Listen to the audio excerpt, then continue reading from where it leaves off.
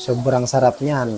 Yan ay kusa nagtutubig, kaya pag magluluto ka ng tahong, kailangan ay gisa lang. Dahil kusa magtutubig yan, dahil yan ay nanggaling sa dagat. Ayan.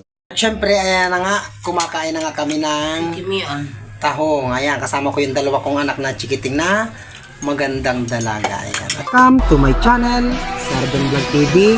Huwag niyong kalimutan mag-subscribe para lagi kayong updated sa mga i-upload kong video. At meron page Facebook, pakipalo na rin po, Sardon Vlog. Oh yeah? Siyempre yan, luya. Tapos, bawang. Ayan. Unahin muna natin yung bawang at luya. Sabay natin isusunod itong tahong. Ayan. Ayan.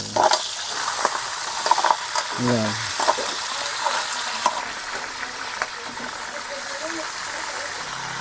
Ayan, lagyan ko paminta. At takpan muna natin ito. Mga 3 minutes. Dahon ng sili. At syempre, hugasan natin to para malinis. At syempre, walang naghahawak ng aking camera dahil nasa dibdib. Syempre, hugasan ko muna itong tahong. Kailangan nating linisan para matanggal yung buhok-buhok. Okay, kung nasa ibabaw ng tahong at syempre, tatakpan ko ulit. Syempre, may dahon ng sili yan. Ayan, napakasarap na tahong pagkaluto ko yan. Ayan. Ibubuksan ko at titinan ko kung luto na. Ayan, luto na nga. At dito ko na yan ilalagay. Ayan. Ayan, may tubig pa. Nasabaw. Siyempre, ayan na nga. Kumakain na nga kami ng tahong. At siyempre, kasama ko din ang aking mama. Yan. Shoutout dyan sa Talisay. Darating ako ngayon dyan piyesta. 14:15, nandyan ako magbablog. Shoutout sa iyo, Miguel De Castro.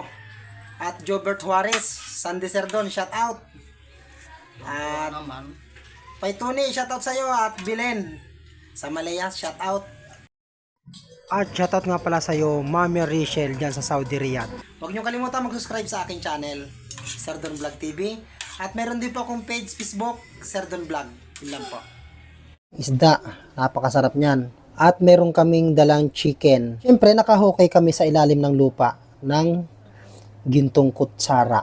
Nung kami ay magmina sa Bicol, dinala ko dito. Ayan, yan ang kutsara namin gamit ngayon. At huwag niyong kalimutan mag-subscribe sa aking channel, Sardon Vlog TV. At meron din po akong page Facebook. Ang pangalan ko po ay Sardon. Yeah!